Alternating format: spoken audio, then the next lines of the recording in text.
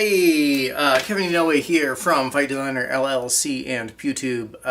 It's late, I'm tired, but I want to get a video out because I have not been keeping up with my plan that I set out when I started this channel. I'm doing one a week, and I'm close, but I'm not quite there.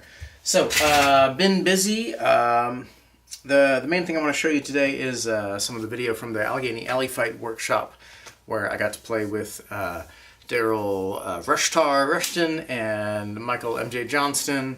Yeah, other stuff that's been going on. I'll have some, I think next week probably I'll have some video on cleaning and maintaining some of these guns, since I had to clean up some of the props that got back from the workshop as well as from some rental gigs. The other thing that's been going on, which is part of why I'm kind of dressed like crap and I'm a little stained right now. One of the muskets that I got, I bought 3 sort of pseudo flintlocks from Benai Anderson last fall. 2 were sort of dueling pistol types, and I ended up selling those to an opera company down in Georgia, so I still need to replace those. And one was this musket type, which on the first rental came back with the rear stock cracked and broken. So Benai originally made these out of wood and then had somebody make these sort of epoxy resin copies. So I have been replacing that with an actual hardwood. So I'm not quite done yet, but I'm getting pretty close. You can see I just stained it this afternoon, or this evening, which is why it still stinks and why my hands are still a little messy. But this is a brand new oak stock, and I will say fitting the blank firing gun into this is a lot harder than fitting a sword tang, which is most of what I've done. I've done plenty of sword grips and things like that, but this was a new one to me. And then the trigger guard that Benai had made for this in steel, and when I tried to bend it a little bit to fit the slightly different shape of this musket guard, it broke. So I'm gonna have to make a new one of those. I've already started to cut the brass, but I haven't finished it yet, so I still got a ways to go. But gives you the idea. And as with the other one, it's still a Eccles Viper 38 blank firing revolver housed inside a housing. I have yet to test fire this. That's kind of my next step before I put too much more time into creating a new trigger guard to go in here. But it is a work in progress, and the good news is when it's done, it'll actually be a little bit nicer than it used to be, because it'll be real wood. You know, a little bit less of a rush job, I think, than Benai had to do. Although there's still the resin on this part, you can see it doesn't quite match up. I might replace that at some point. I don't know. We'll see. And it's also inspired me to maybe do a little bit more with this at some point. I've got some ideas on how I might go forward on my plans for some more models along those lines at some point. But yeah, we'll see when I've got time for that, because I'm still way behind on this book. I've got to get the second book done. But my main thing for today, which I'm going to get to in just a sec here, I want to do a little breakdown of the end of workshop video we did at the Allegheny Alley Fight. So what we did, we had a sort of a 2-part class, and the first part was sort of a condensed actor-centric version of the SAFD Stage Combat curriculum for Theatrical Firearms, the Theatrical Firearms Safety Course, which is a 2-day intensive for the most part. And we kind of crammed it into 2-hour-plus workshops. So obviously we had to cut some corners. The first part, we learned a little bit about, how do you hold it, what might go wrong, where is it dangerous, what do I do when it screws up, all those basic things you need to know, the basic action, that kind of stuff, when you were handed a blank firing prop as a performer. And they all got to fire a few shots, and not everybody went on to part 2. We also had, which I hadn't had before, we did have one person who was obviously having some emotional issues with being in close proximity to and with firing these blank firing props, which is totally understandable. I mean, we don't know what everybody's past experience with firearms is and with firearms violence. And I was told from somebody who's this person's instructor primarily that they have a bit of a history for really pushing their own comfort zone limits in things and wanting to push that. But then, you hit that point when you need to pull back and be like, you know what, I need to not be here right now. So we did have one student who had to step out, and totally okay. As long as we know that that's what's going on and you're not hurt or something and you need to step out, that's okay. So we did sort of a quickie on sort of the basics. And then for those who wanted to stay for a part 2, what we did was a little bit of choreography. So what might this look like in context when we start actually assigning props and roles and vent lanes and scenarios, all that good stuff. And this was really super fast for what it was, but not that different from what it might be on, say, a TV production schedule. You know, theater, generally we have a little bit more time to rehearse. Film, usually a few more takes. Television, maybe not. So this was kind of an accelerated thing, and MJ kind of took over as director. He came up with the story. He was responsible for the overall vibe of the thing, and then Daryl and I took over with the sort of gun wrangling, armor coordinator role of saying, okay, you are going to take this prop, here's what you're going to do, here's your action, any questions, good. I'm also testing out a new app here, which, let me make sure I get the name right, was recommended by some of the other SAFD instructors on the Facebook chat that we had. It was something that I had not tried before and was curious about, which is the HUDL, I don't even know how to say that, Hudl Technique app. And it's designed towards people who are sports coaches and things like that and want to analyze people's technique when they're doing a tennis serve or something like that. You know, those of us who are in stage combat sometimes have to be able to do grading. I actually have become a big fan of videotaping my students' scene work when they're doing sword fights and things like that. I wish YouTube still did annotated videos, because that was nice to be able to say, hey, you're a little bit high on these targets, that kind of thing. So I've been looking for a new way to do that. So I'm testing out this Hudl app through my iPad. So in just a sec, we're going to cut over to that, and you'll see this is a recorded audio commentary and sort of, you know, scribble over top of the video. So what I'll do is we'll see it twice. First time through, just straight through, you'll see what it kind of looked like on location, in context. Second time through, we'll see with sort of the director's commentary, whatever you want to call it, testing out the app and seeing how that goes. So, without further ado, here is our little drug shootout final scene from the Allegheny Alley Fight 2019.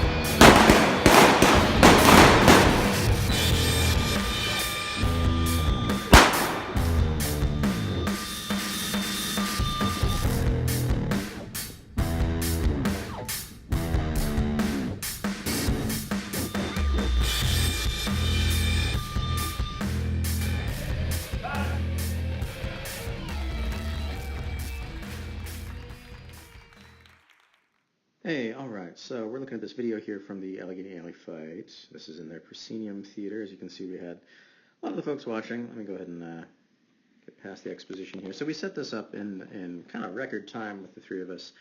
MJ came up with the story, and Daryl and I were kind of responsible for staging it with assigning props and all that.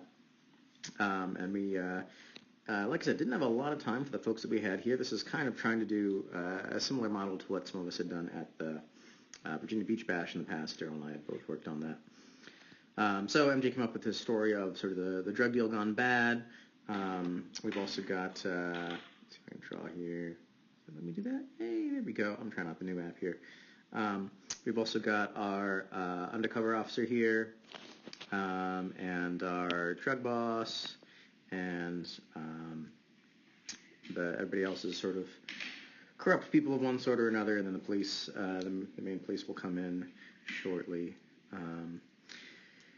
Using the space that we had as best we could. We didn't have the ability to move around too much stuff, but I rolled some of this stuff out here because I wanted them to have at least some topography and some cover. I mean, that's the thing about firearms, is without any kind of cover or concealment, it's just either bang you miss or bang you're dead. So that's why some of this stuff like that was kind of thrown up there, was just to give us some obstacles and some cover and concealment. Not that we ended up actually having time to use it that much.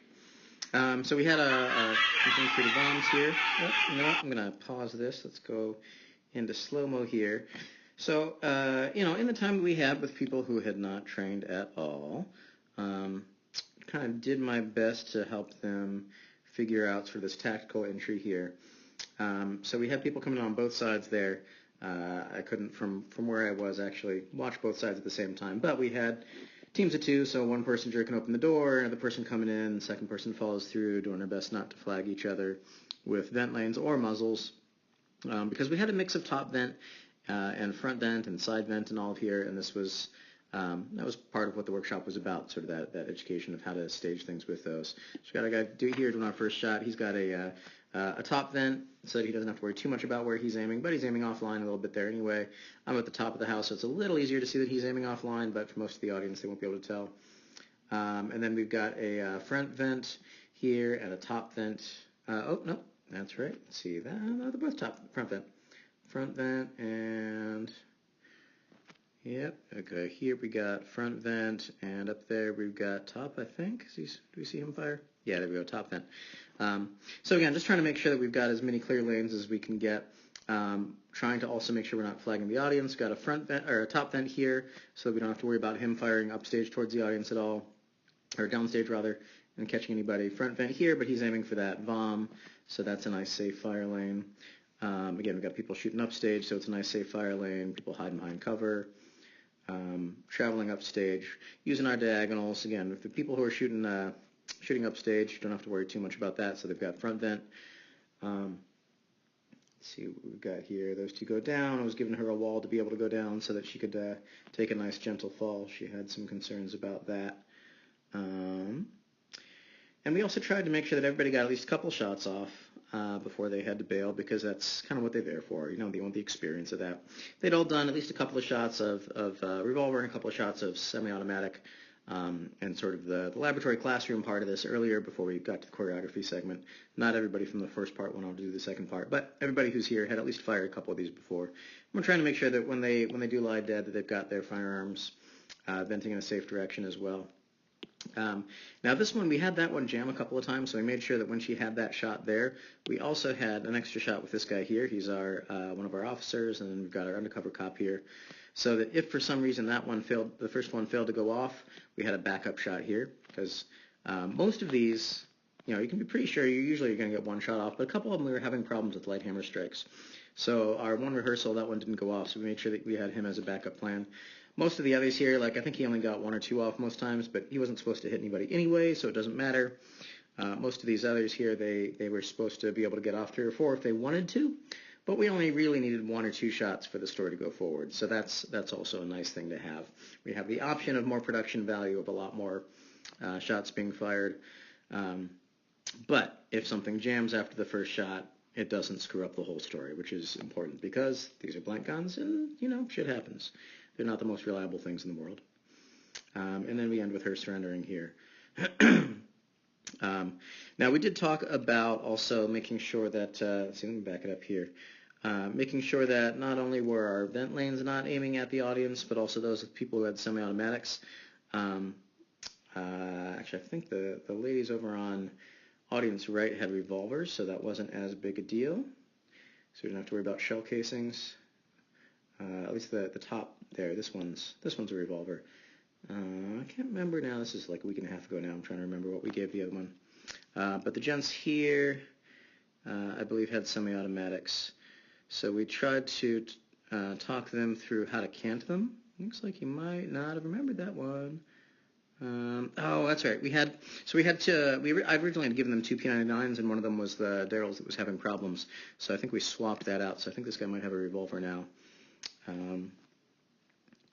So it vents up, and we don't have to worry about shell casings. But on our original walkthrough, when we had the P99s, what I'd been doing was having those officers over here on the left side really cant their firearms off to the side, so the shell casings would go up into this wall and not out here into the audience, since it tends to normally kick those off to the right, and that can make our audience a little unhappy when they have shell casings flying at them.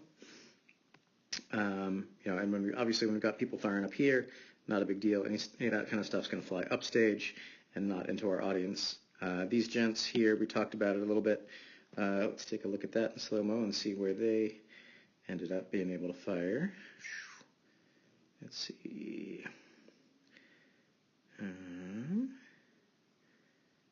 So our officers come in, we're using levels, and we get the bombs, boom, boom, boom, boom, boom, counted that off. Oh, Cody, nice little hand there for communication, hand on the back. Good job there. Let your bodyguard know where you are. That one comes in. Let's see here. He raises it up. Yeah, there we go. So if you look at that semi-auto right there, he's got a hard cant there. And that's because if he didn't, those shell casings would be going right into our audience members here, and they would not appreciate that. So by angling this gun over to the right, what's going to happen is those shell casings are now going to go upstage in a nice safe direction. So it's a little unnatural position. I wouldn't normally have somebody do that. We've got a little bit more justification now in our tactical firearms, and it's been kind of the oft-ridiculed sort of gangsta grip to turn the sideways gun like that. But now we've got John Wick and his whole center access reload thing that also includes a bit of a cant. So there's at least another flavor of canting that we can do when we need to be able to get those shell casings in a safe direction. And we've got Cody over here firing off stage left, so it doesn't matter. His shell casings are going to go off in a safe direction to begin with. Yeah, nice. And, this is not a big enough frame that we can really even see exactly where those shell casings are go. I don't think my iPhone's giving us good enough resolution to be able to see, but if we could, I'm curious now. Let's see if I scrub it through to where they're firing. Let's see if we can see any of those. Definitely see the flash. Oh, that was maybe one starting to go through the air there, I think. Yeah, I think we had one briefly. Well, maybe it's just that little bit of light there. I can't tell if that's a shell casing or if that's just a little fleck of something on the stage. But notice, good job not flagging anything. And these gents, as they come up, they're making sure that their muzzles are not flagging the audience as well. Yeah, that's right. We did give him a revolver. We can see pretty clearly now he's got that revolver. So we didn't have to worry about shell casings when he was coming up. All right. Oops. A little accidental line there. Cool. So that's that was our very brief shootout. But I think it was fun. It gave us a little way to give some closure at the end of the workshop, and kind of a culmination of at least one of the larger classes in context, and everybody seems to be happy. Nobody got hurt. So, hey, I count that as a win. All right, thank you very much for watching and for bearing with me as I test out this new app and new equipment. Yeah, more stuff coming up when I have a chance. It's gotten a little bit more complicated recording these things now that hitting that end of school year, kids are going to be out of classes, a lot of this stuff going on.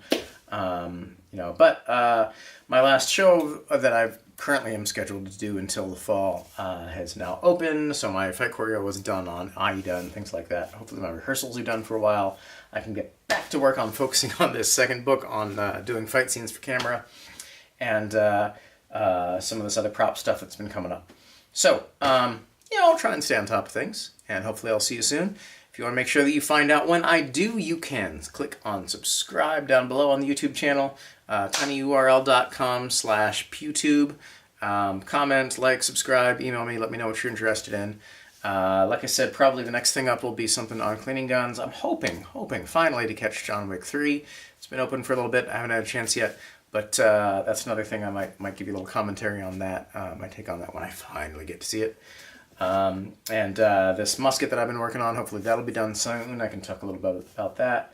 But yeah, as always, if you got anything you're interested in, let me know. I live to serve. And until then, look good, play safe, and I'll see you next time. Thanks.